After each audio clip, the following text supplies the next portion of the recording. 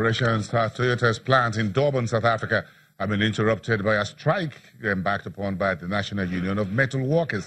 Some of the issues raised by the union include staff recruitment, bonuses, and transport allowances.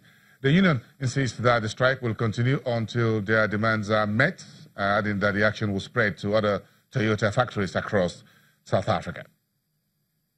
Meantime, Egyptian construction and engineering group Hassan Alam has announced plans to float up to 44.3% of its shares on the Egyptian Stock Exchange and the London Stock Exchange. The company intends to use the proceeds to develop solar assets, fund its water platform, acquire a specialty engineering company, and support continued growth in construction and building materials businesses. And of course, we've seen the end of the first day of the annual meetings of the IMF and the World Bank in Bali, Indonesia, with a focus on key economic issues bordering on the state of member countries. Commencing with a media briefing this Tuesday, the fund presented its global economic forecast with a downward review. Channel's business news correspondent Temple Ashaju, who's covering the meeting, reports. Converging this October on Bali, Indonesia, are boards of governors of the World Bank Group and finance officials from the International Monetary Fund to deliberate on economic issues of member nations.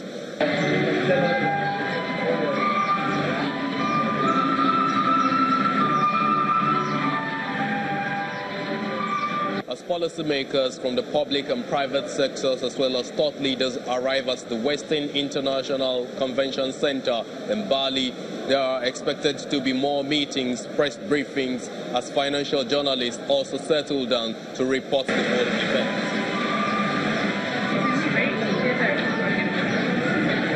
Already the International Monetary Fund has reviewed downwards its global economic forecast by 0.2% to 3.7%, citing some international trade disruptions.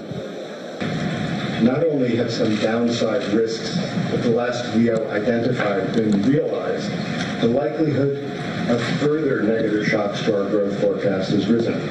Growth in the United States, buoyed by a pro-cyclical fiscal package, continues at a robust pace and is driving U.S. interest rates higher. But U.S. growth will decline once parts of its fiscal stimulus go into reverse.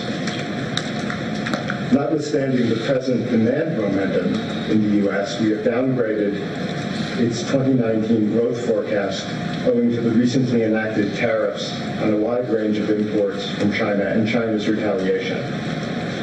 China's expected 2019 growth is also marked down. The fund is expected to release the Africa Economic Outlook this Thursday local time. These and many more will be coming your way all this week from Bali, Indonesia. Temple Ashaju, Channels Television News. Okay, Temple Ashaju there for us for the rest of the week at the Bali meetings. Let's see, get a sense of the market for today. But of news, of course, the news overnight was the Nigerian Stock Exchange suspending trading in the shares of 6 moribund companies listed on the market from the stock exchange trading floor. And the staff who is joining us from Capital Care Securities, one of the traders. Andy, good afternoon. These are 6 companies that I'm not too sure anyone will really miss their trading. Give us a sense of how much of these companies do we know? Of course, I'm aware Dicon used to be a blue chip on our market 10, 15, 20 years ago.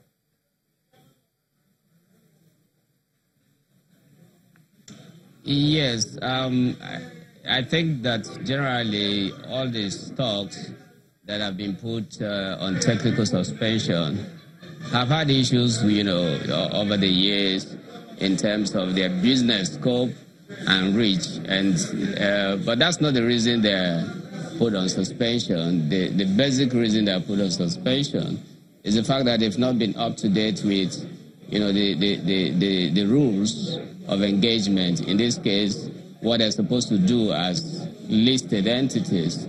Part of the requirements for any listed company is to ensure that you keep to the basic minimum requirements in terms of filings.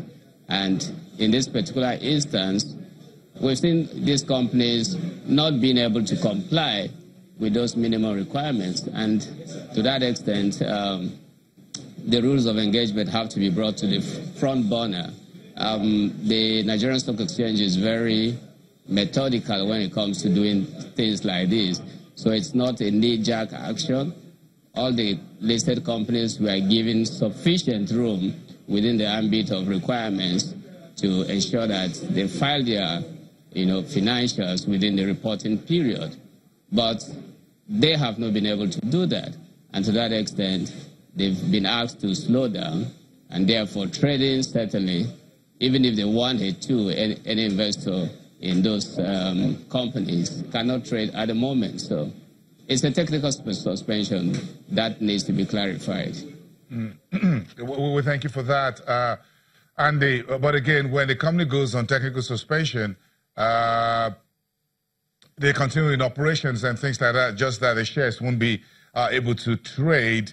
If you put these 6 companies together, what's their size, as it were? Are they companies that you think investors may get seriously worried about in our market?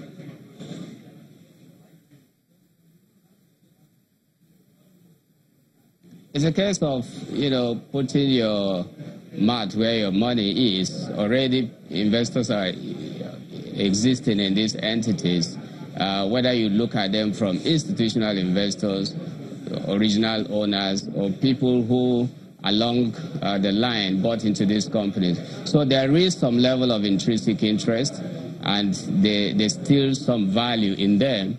The beauty of the market is the fact that it affords you the opportunity of entry and exit, and that's supposed to be at will, not out of compulsion. So once a company's shares are not being treated, or rather traded, it puts the shareholder, regardless of the size, on a disadvantage. And I think the financial managers of any of these companies, or any company for that matter, should be very careful in ensuring that the minimum listing requirements, including the filing of reports, is done as per the rules. And I think it's a plus for any such companies, not just trying to comply with minimum requirements, but putting up, a better performance than what will compare the exchange or any such regulatory body to suspend trading in the stocks.